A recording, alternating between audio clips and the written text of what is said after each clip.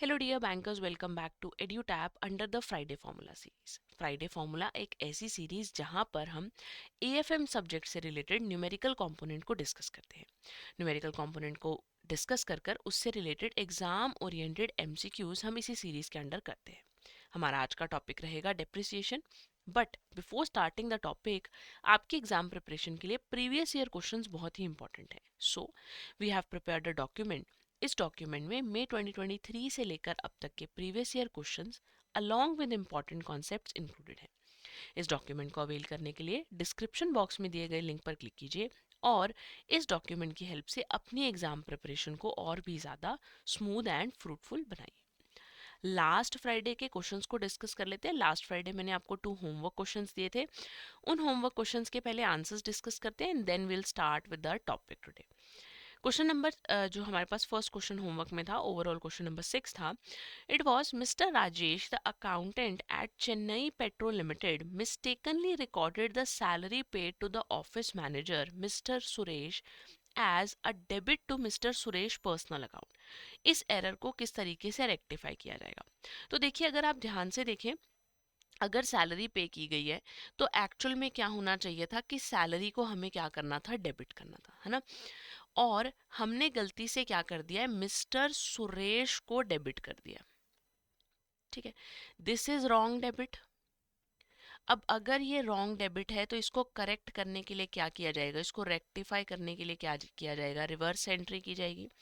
Reverse entry की जाएगी यानी मिस्टर सुरेश को हमें क्या करना पड़ेगा, क्रेडिट करना पड़ेगा।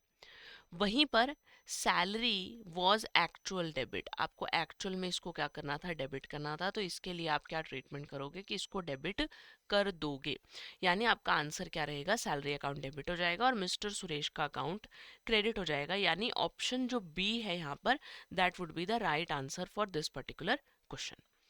क्वेश्चन नंबर 7 डिस्कस करते हैं। What is the specific accounting treatment for an error of principle regarding purchase of machinery. कि अगर परचेज ऑफ कोई मशीनरी की थी, उस केस में एरर ऑफ प्रिंसिपल किस तरीके से होगा। It affects the trial balance because it is a mathematical inaccuracy. This statement is incorrect. First of all तो error of principle trial balance को अफेक्ट करता ही नहीं है, बिकॉज वहां पर अकाउंट जो है वो गलत हुआ होता है, आपने प्रिंसिपल गलत अप्लाई किया होता है, मैथमेटिकल इनएक्यूरेसी नहीं होती है। Second is it involves recording the purchase of an asset in the purchase account instead of an asset account. This is the correct answer कि आपने गलती से एसेट को अगर परचेज अकाउंट में लिख दिया एसेट अकाउंट की जगह, तो वो एरर क्या होगा, एरर ऑफ प्रिंसिपल होगा। ऑप्शंस को डिस्कस कर लेते हैं। सी ऑप्शन दिया हुआ है आपको, it is treated as an error of commission because it involves a wrong entry in the subsidiary book. ये गलत है। एरर ऑफ प्रिंसिपल तो एरर ऑफ प्रिंसिपल ही रहेगा।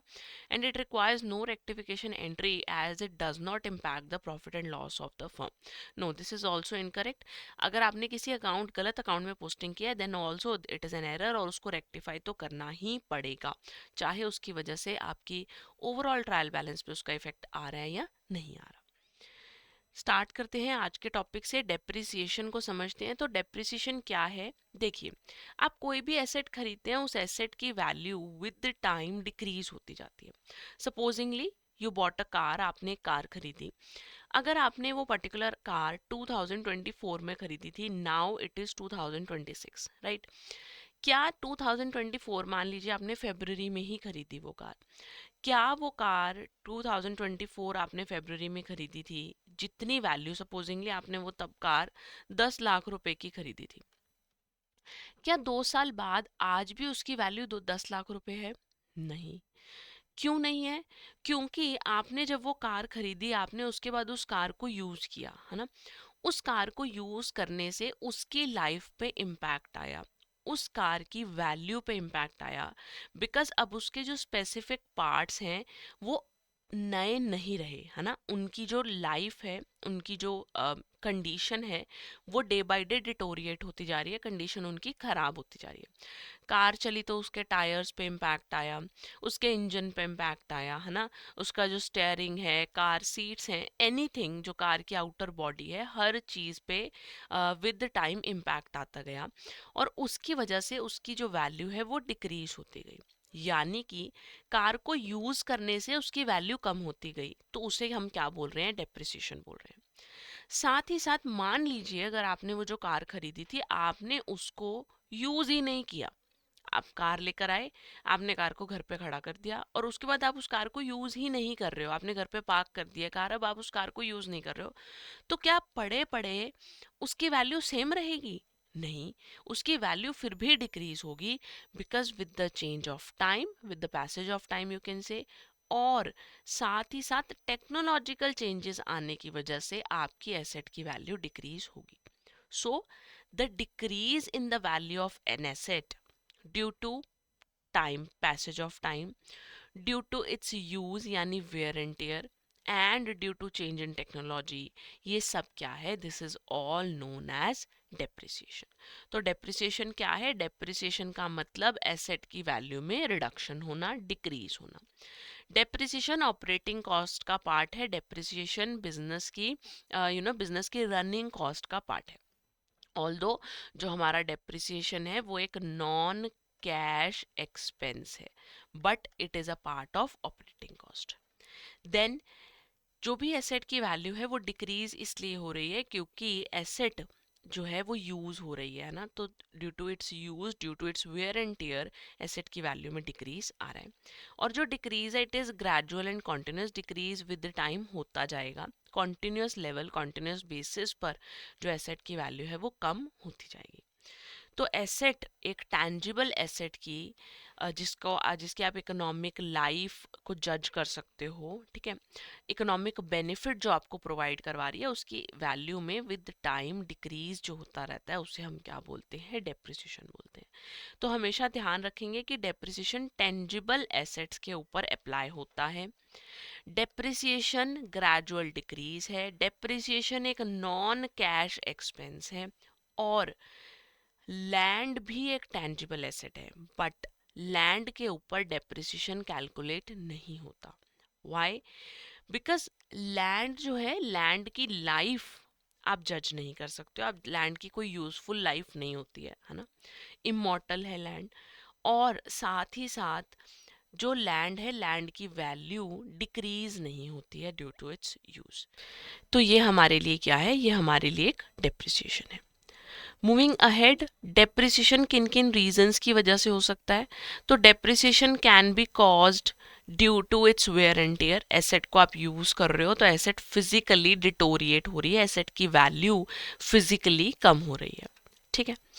टेक्नोलॉजी में चेंज आ रहा है, नई नई टेक्नोलॉजी आ गई, जब नए मॉडल्स मार्केट में आ जाते हैं तो जो पुराने मॉडल्स हैं वो क्या हो जाते हैं?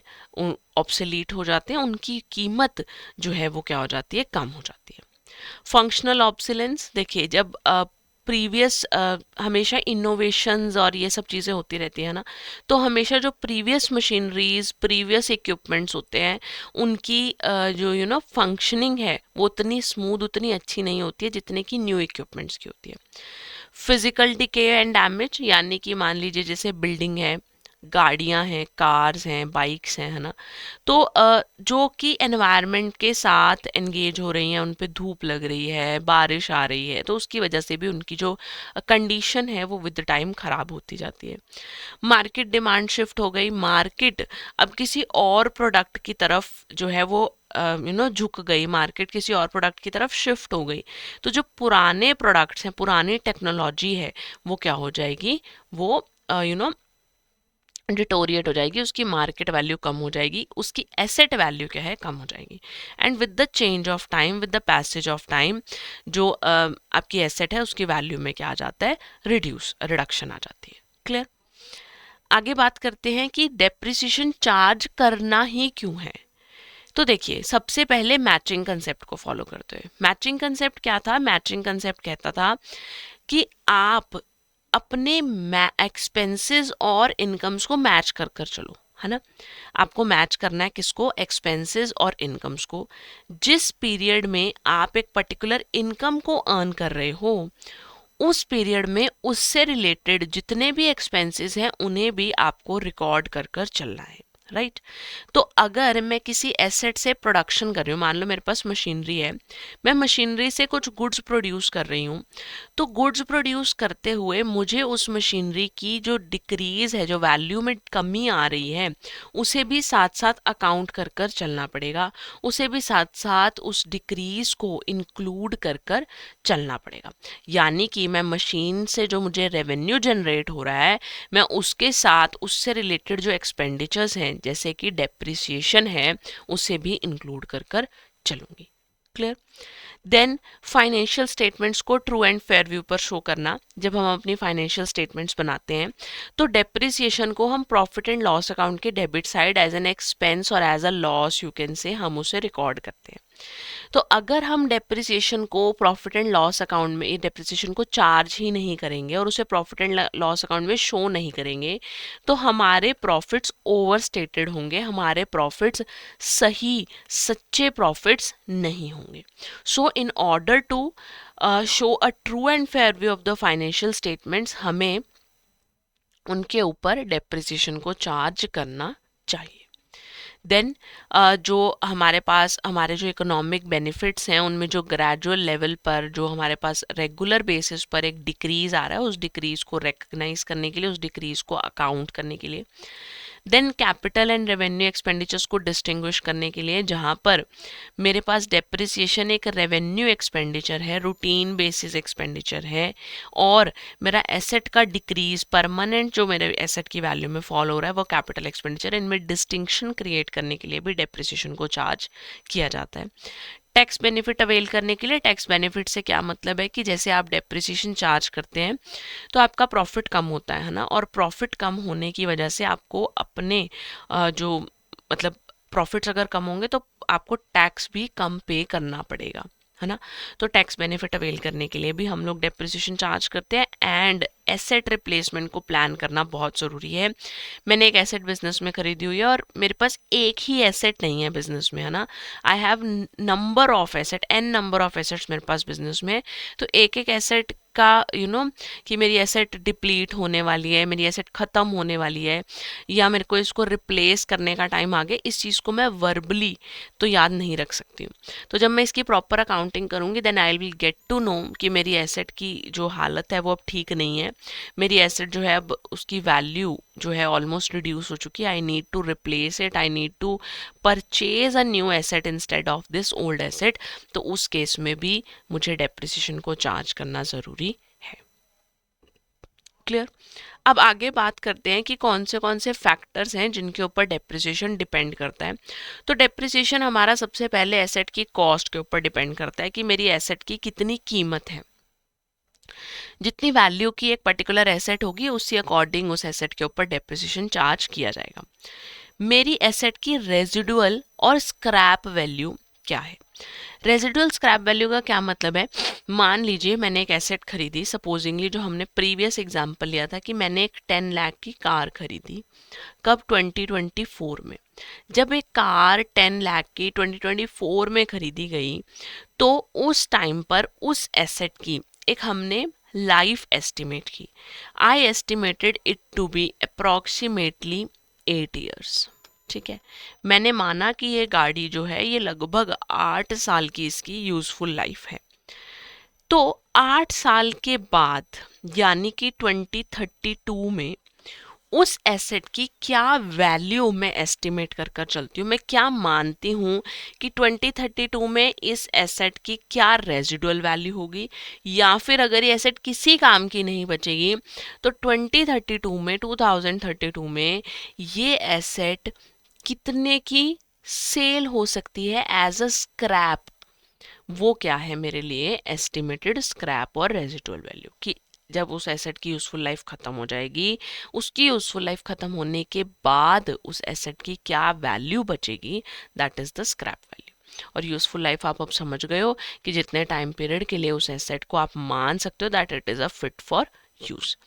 यूजफुल लाइफ हम एसेट की स्टार्टिंग में जज कर रहे हैं, but it is not compulsory कि ये यूजफुल लाइफ यही रहेगी। आप इसको after a few years reassess भी कर सकते हो इसकी यूजफुल लाइफ को, कि क्या इसकी useful life total estimated life से ज़्यादा है या कम भी हो सकती है according to conditions of the market. Clear. आगे बात करते हैं कि डेप्रिसिएशन का अकाउंटिंग ट्रीटमेंट किस तरीके से किया जाएगा। तो depreciation as I told you earlier कि वो एक तरीके से एक लॉस है या फिर आप इसको एक्सपेंस कह सकते हैं। तो अगर ये मेरे लिए एक्सपेंस है तो ये कौन से अकाउंट्स में आएगा, it will be considered under nominal accounts. और नॉमिनल अकाउंट्स का आपको रूल पता है, debit all expenses and losses and credit all incomes and gains. तो अगर एक्सपेंसेस लॉसेस को डेबिट करना है, इसीलिए डेप्रिसिएशन को क्या किया जाता है, डेबिट किया जाता है। और डेप्रिसिएशन जिस भी पर्टिकुलर एसेट के ऊपर लगेगा उस पर्टिकुलर एसेट की वैल्यू डिक्रीज हो रही है ना। तो एसेट की वैल्यू डिक्रीज होने की वजह से, एसेट की वैल्यू डिक्रीज होने की वजह से हम उसे क्या कर रहे हैं, क्रेडिट कर रहे हैं, क्योंकि एसेट का डिक्रीज जो है वो क्या होता है, क्रेडिट होता है। क्लियर। जब ईयर एंड होगा डेप्रिसिएशन ट्रांसफर कर दिया जाएगा प्रॉफिट एंड लॉस अकाउंट में, और जो बैलेंस शीट में एसेट की वैल्यू है वो अब रिड्यूस्ड वैल्यू लिखी जाएगी, यानी एसेट की वैल्यू में से डेप्रिसिएशन को माइनस कर कर बैलेंस शीट में रिकॉर्ड किया जाएगा। क्लियर। अब समझते हैं, हमारे पास तीन टर्म्स हैं, डेप्रिसिएशन, डिप्लीशन एंड अमोर्टाइजेशन। तीनों का मतलब लगभग सेम है, तीनों ही डेप्रिसिएशन ही है एक तरीके से, बट इट डिपेंड्स कि किस तरीके की एसेट के ऊपर डेप्रिसिएशन लग रहा है वैसा उसका नाम हो जाता है। अगर टैंजिबल एसेट्स के ऊपर डेप्रिसिएशन लग रहा है तो उसे हम डेप्रिसिएशन बोल देते हैं, या ऐसे कह लीजिए कि अगर टैंजिबल एसेट्स की वैल्यू में डिक्रीज हो रहा है तो उसे क्या कहा जाता है, उसे कहा जाता है डेप्रिसिएशन। अगर नेचुरल रिसोर्सेज की वैल्यू डिक्रीज की बात करें तो उससे कहा जाता है डिप्लीशन। और वहीं पर अगर इनटैंजिबल एसेट्स की हम वर्थ डिक्रीज या वैल्यू डिक्रीज की बात करें तो उससे कहा जाता है अमोर्टाइजेशन। फिक्स्ड एसेट की वैल्यू में डिक्रीज हुआ तो डेप्रिसिएशन, नेचुरल रिसोर्सेज की बात हुई तो डिप्लीशन, और इनटैंजिबल एसेट की बात हुई तो अमोर्टाइजेशन। अब डेप्रिसिएशन एग्जाम्पल के तौर पर समझ लीजिए किस पे अप्लाई होगा, प्रॉपर्टी, प्लांट एंड इक्विपमेंट पे। डिप्लीशन अप्लाई होगा नेचुरल रिसोर्सेज पे, जैसे माइंस, ऑयल वेल्स, फॉरेस्ट, इन सब पे। अमोर्टाइजेशन इंटैंजिबल एसेट्स पे अप्लाई होगा, मशीनरी, बिल्डिंग, फर्नीचर, व्हीकल्स तो depreciation, coal mines, oil wells, timber, forest तो depletion, and patent, copyright, trademark तो अमोर्टाइजेशन। तो अकाउंटिंग स्टैंडर्ड डेप्रिसिएशन के लिए अप्लाई होता है इंडिया 16 एंड 10, डिप्लीशन के लिए भी सेम 16 एंड 10, लेकिन अमोर्टाइजेशन के लिए इंडिया 38 एप्लीकेबल होता है। आप इन एस नंबर को भी एग्जामिनेशन के लिए ध्यान रखें। क्लियर। आगे चलते हैं, डेप्रिसिएशन के मेथड्स को डिस्कस करते हैं कि किस तरीके से डेप्रिसिएशन को कैलकुलेट किया जाता है। हमारे पास टोटल 4 मेथड्स हैं डेप्रिसिएशन के, बट जो इंड एएस है हमारे पास, जो हमने property, plant and equipment Ind AS की बात की है 16 और 10, वहाँ पर सिर्फ 3 ही मेथड्स को रिकॉग्नाइज किया जाता है। सो हम लेकिन स्टिल हम एग्जामिनेशन के लिए ऑल 4 मेथड्स को ही डिस्कस कर कर चलेंगे। 3 मेथड जो हमारे पास हैं, first one is straight line method of depreciation, जहां पर हर साल equal value of depreciation charge किया जाता है। Then is written down value method of depreciation, और you can say declining balance method. यहाँ पर डेप्रिसिएशन की वैल्यू विद टाइम कम होती जाती है, स्टार्टिंग में डेप्रिसिएशन ज़्यादा चार्ज होता है एंड विद टाइम एसेट की वैल्यू के साथ साथ डेप्रिसिएशन की वैल्यू भी कम होती जाती है। Third one is units of production method. Units of production method में क्या होगा कि आपका डेप्रिसिएशन यूनिट्स ऑफ प्रोडक्शन के हिसाब से चार्ज किया जाएगा। If you are producing more units, more depreciation will be charge, and if you are producing lesser units तो lesser depreciation will be charge. The fourth method is sum of year digits method. अभी हम उस method को भी discuss करेंगे। तो सबसे पहले मेथड की बात करते हैं, द स्ट्रेट लाइन मेथड। इसके other names fixed cost method, fix percentage method, original cost method, इन सभी मेथड के जो जो अलग अलग नाम है, आप इनको भी एग्जामिनेशन के लिए ध्यान रखेंगे, किसी भी नाम से एग्जामिनेशन में क्वेश्चन आ सकता है। स्ट्रेट लाइन मेथड, जैसे मैंने अभी आपको पहले बताया कि constant value of depreciation charge किया जाएगा। हर साल एसेट की बुक वैल्यू में से एक constant value of depreciation minus कर दिया जाएगा, यानी कि हर साल same amount of depreciation will be charge. ठीक है, हम मानकर चलते हैं कि जो हमारी एसेट है वो हमें कंसिस्टेंट परफॉर्मेंस देगी, कि जितनी एसेट की यूज़फुल लाइफ है, through out it's useful life ये पर्टिकुलर एसेट मुझे equal level of benefit provide करवाएगी। तो फॉर्मूला हमारा क्या रहता है? फॉर्मूला रहता है cost price of asset minus scrap value divided by the estimated years of useful life. ठीक है, जो भी आपका एसेट का कॉस्ट प्राइस है उसमें से स्क्रैप वैल्यू को माइनस करेंगे एंड डिवाइडेड बाय द जो भी हमारे पास नंबर ऑफ ईयर्स है।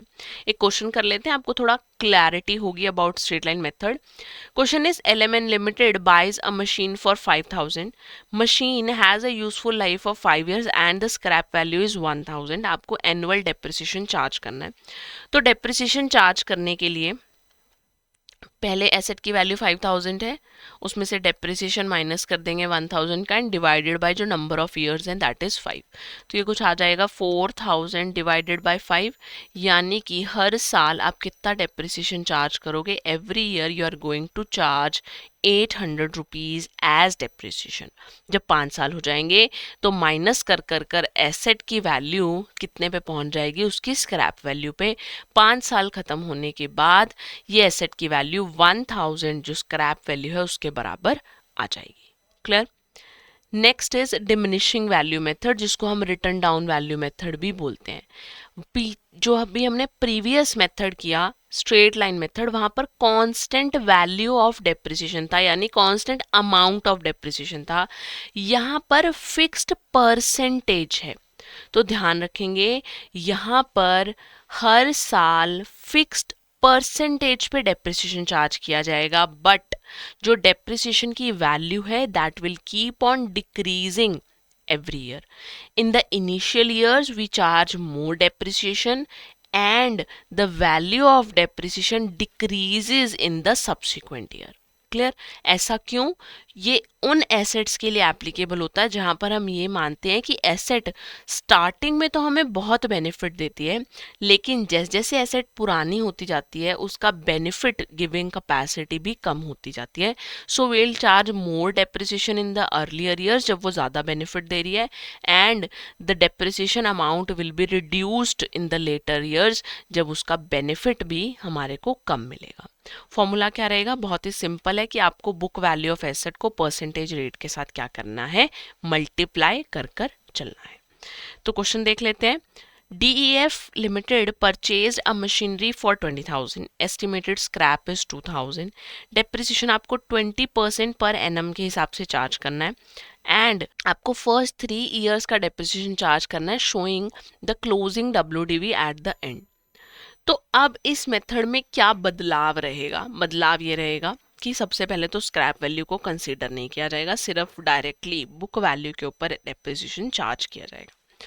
अब अगर मैं डेप्रिसिएशन की बात करूं, फर्स्ट ईयर में जब मैं डेप्रिसिएशन चार्ज करूंगी तो it will be 20% of 20,000। 20% of 20,000 मेरे पास आ जाएगा 40,000, सॉरी 4,000। 20% ऑफ 20,000 मेरे पास आ जाएगा 4,000। तो मेरी return down value eight the end of the first year वो कितनी बची? वो बची 16,000। अभी 16 कैसे आया? 16 आया 20,000 में से मैंने 4,000 को क्या कर दिया है? माइनस कर दिया। क्लियर? सेकेंड ईयर में जब डेप्रिसिएशन चार्ज किया जाएगा तो अब यहाँ पर चेंज क्या आएगा कि डेप्रिसिएशन इस वैल्यू यानी 16,000 वाली वैल्यू के ऊपर चार्ज किया जाएगा। ध्यान देंगे कि अब डेप्रिसिएशन किस वैल्यू पे चार्ज किया जाएगा? तो डेप्रिसिएशन इस 16,000 वाली वैल्यू पे चार्ज किया जाएगा। तो अगर कैलकुलेशन करें तो डेप्रिसिएशन सेकेंड ईयर में कितना रहेगा? It will be 20% of 16,000। तो 16,000 का अगर 20% कैलकुलेट करेंगे तो वो आ जाएगा 3,200 and WDV eight the end of the second year would be 12,800। यानी कि अब डेप्रिसिएशन किस पे चार्ज किया जाएगा? अब डेप्रिसिएशन चार्ज किया जाएगा इस 12,800 की वैल्यू पर। क्लियर? अब ये रिटर्न डाउन वैल्यू है और इसी वैल्यू के ऊपर डेप्रिसिएशन को चार्ज किया जाएगा। तो थर्ड ईयर में मेरे पास डेप्रिसिएशन कितने परसेंट आएगा? 20%। कितने का? 12,800 का। तो मेरे पास डेप्रिसिएशन कितना आ जाएगा? 2560। तो आप देख रहे हैं कि किस तरीके से डेप्रिसिएशन की जो वैल्यू है वो डिक्रीज हो रही है। पहले डेप्रिसिएशन 4000 था, फिर 3200 हुआ, फिर 2560 हुआ। तो विद एवरी ईयर डेप्रिसिएशन की वैल्यू डिक्रीज हो रही है। यही हमने बात की थी कि इनिशियली जो डेप्रिसिएशन है वो ज़्यादा चार्ज किया जाएगा and in the later years value of depreciation will reduce. ठीक है, और ऐसा क्यों हो रहा है, इसका लॉजिक क्लियर बिल्कुल सिंपल है, क्योंकि हम एसेट के रिटर्न डाउन वैल्यू के ऊपर डेप्रिसिएशन चार्ज कर रहे हैं। हम हर साल जब एसेट की वैल्यू डिक्रीज हो जाती है तो उस डिक्रीज्ड अमाउंट के ऊपर डेप्रिसिएशन को चार्ज कर रहे हैं। तो एग्जाम में आपको बिल्कुल भी कंफ्यूज नहीं होना। स्ट्रेट लाइन मेथड में जो डेप्रिसिएशन है that is a constant value of depreciation. जो वैल्यू है वो हर साल सेम रहेगी, सेम अमाउंट 4000, तो हर साल 4000 कैलकुलेट होगा। बट जो डिमिनिशिंग वैल्यू मेथड है वहां पर आपका फिक्स्ड परसेंटेज रहेगा, लेकिन डेप्रिसिएशन की वैल्यू इनिशियल ईयर्स में ज़्यादा और लेटर ईयर्स में कम होगी। The next method is units of production method. एक ऐसा मेथड जहां पर यूज के हिसाब से डेप्रिसिएशन चार्ज किया जाएगा, एक ऐसा मेथड जहां पर प्रोडक्शन लेवल के हिसाब से डेप्रिसिएशन को चार्ज किया जाएगा। तो यहाँ पर क्लियर कट है, एसेट उसी हिसाब से डेप्रिसिएट होगी जिस हिसाब से वो एसेट यूज हो रही है बिजनेस के अंदर। तो फॉर्मूला क्या रहेगा, फॉर्मूला रहेगा actual production divided by expected production and multiplied by the depreciable amount of the asset. Question करते हैं, XYZ Limited purchase a bottle manufacturing machine which can produce 50,000 bottles before it is scrapped. The purchase price of machine is 60,000 and the scrap value is 10,000. During the first year, machine produces 10,000 bottles.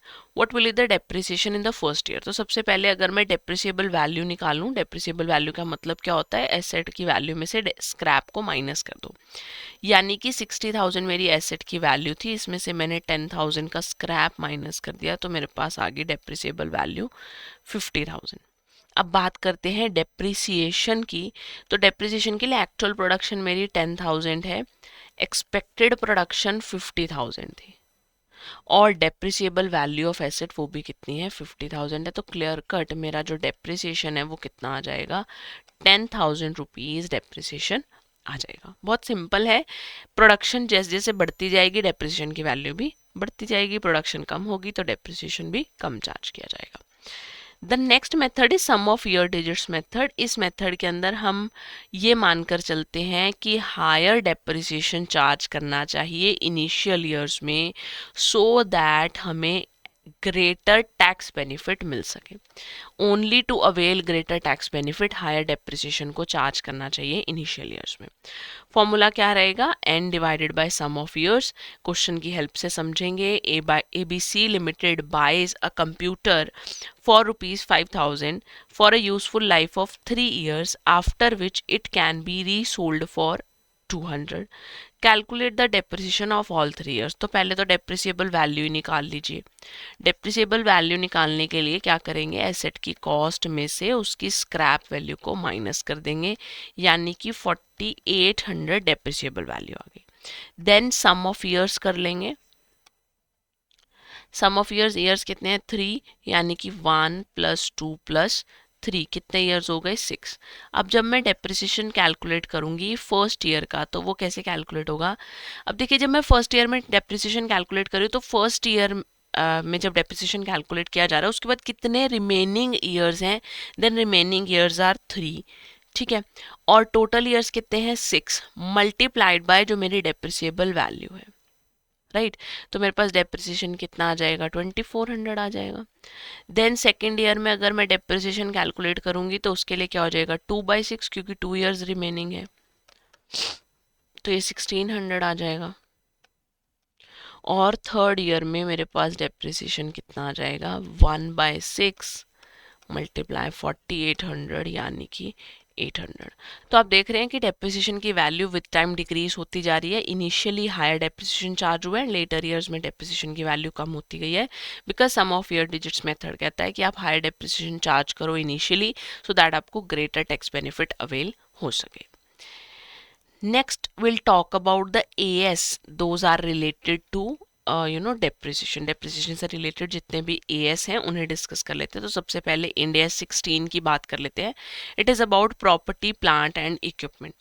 यहाँ पर depreciation की clear cut information provided है कि depreciation क्या है, depreciable amount की एक systematic allocation है। डेप्रिसिएबल अमाउंट कैसे निकलेगा, कॉस्ट ऑफ एसेट में से रेजिडुअल वैल्यू को माइनस कर दो, पता चल जाएगा कि इतने अमाउंट को आपको डेप्रिसिएट करना है। आपने उसको यूजफुल लाइफ में डिवाइड कर दिया। क्लियर। यूजफुल लाइफ क्या है, यूजफुल लाइफ का मतलब कि एक ऐसा पीरियड जिसके लिए हमारी जो डेप्रिसिएबल एसेट है वो हमारे को यूज के लिए अवेलेबल रहेगी। कितने नंबर ऑफ प्रोडक्शन ईयर्स हमारी एसेट के अंदर हैं वो भी हम यूजफुल लाइफ में कंसिडर कर सकते हैं।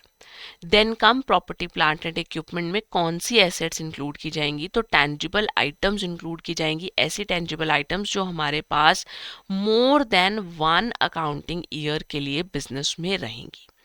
ऐसी एसेट्स जो ऐसी टेंजिबल एसेट्स जो कि हम या तो प्रोडक्शन के लिए यूज कर रहे हैं या फिर गुड्स को सप्लाई करने के लिए यूज कर रहे हैं, इस एसेट को हम रीसेल पर्पस के लिए नहीं खरीद रहे हैं।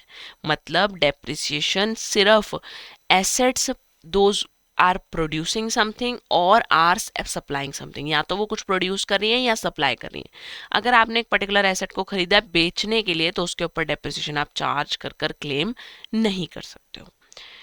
डेप्रिसिएशन में अगर मान लीजिए कि कोई एक ऐसी एसेट है जो कि बहुत बड़ी है और उसमें एक सब स्पेसिफिक पार्ट ऐसा है जो कि उस एसेट के लिए बहुत ही इम्पॉर्टेंट है और आप उसको एसेट से अलग कर सकते हो, तो आप उस स्पेसिफिक पार्ट के ऊपर सेपरेट डेप्रिसिएशन चार्ज करेंगे in comparison to the whole asset. Whole asset को अलग तरीके से चार्ज करेंगे और उस पर्टिकुलर जो पार्ट है उसको अलग तरीके से आप चार्ज उसके ऊपर डेप्रिसिएशन चार्ज कर कर चलेंगे।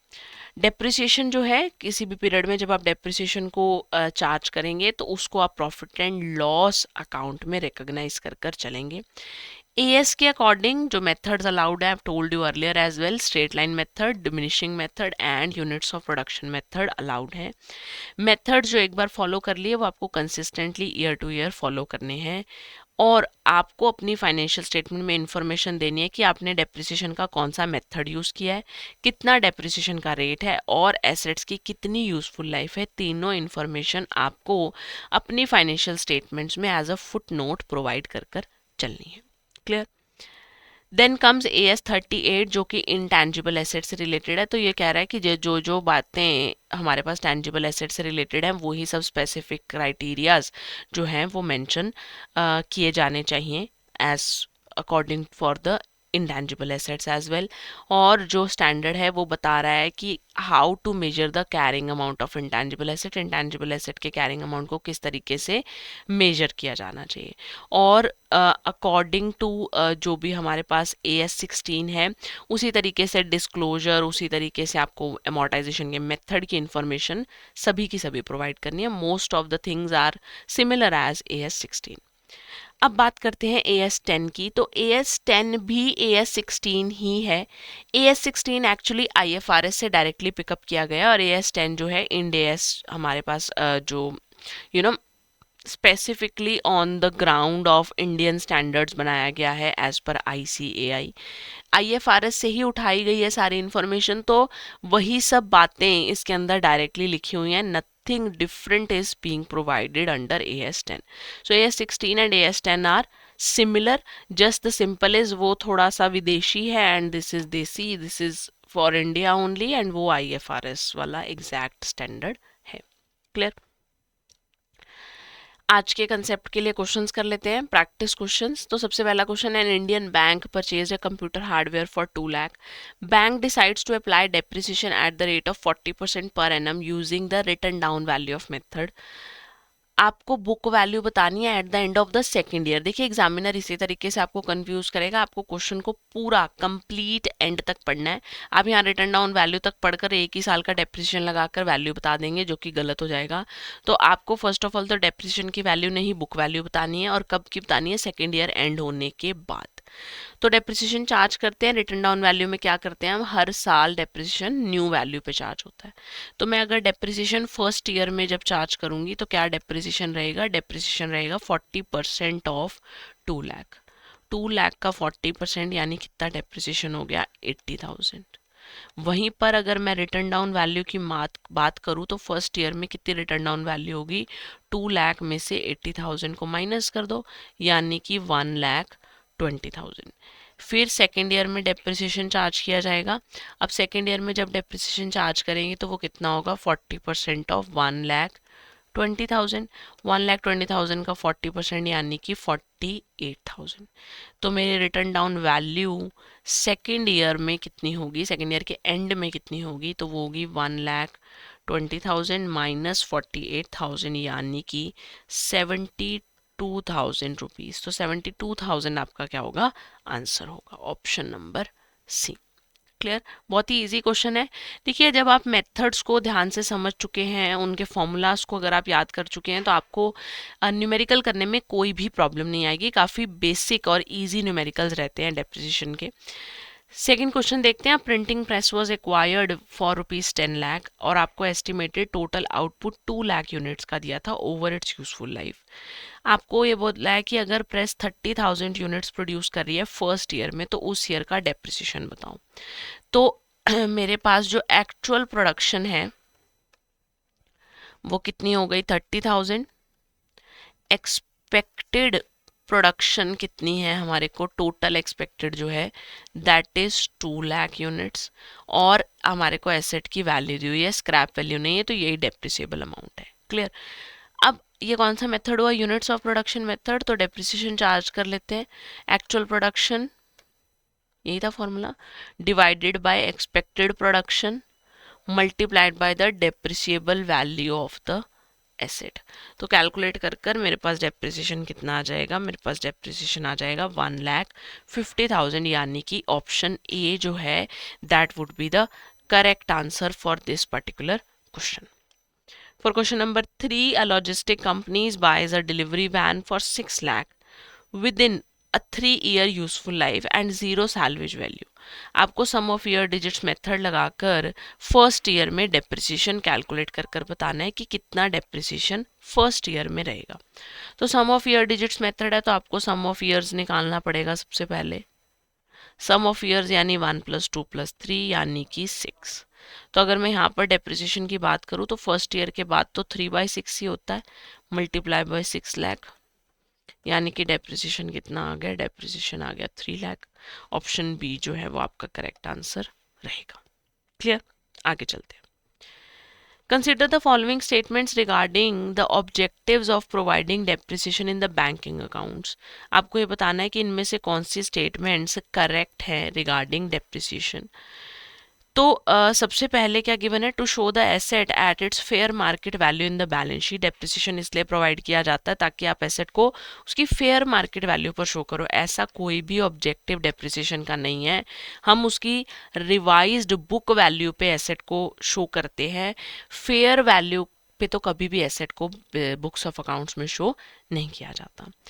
Second is to retain the funds in the business for eventual replacement of the asset. बिल्कुल सही बात है कि बिजनेस के फंड्स को मैनेज करना ताकि आप एसेट को रिप्लेस कर पाओ। हमने पढ़ा है ये भी कि वाइज डेप्रिसिएशन चार्ज।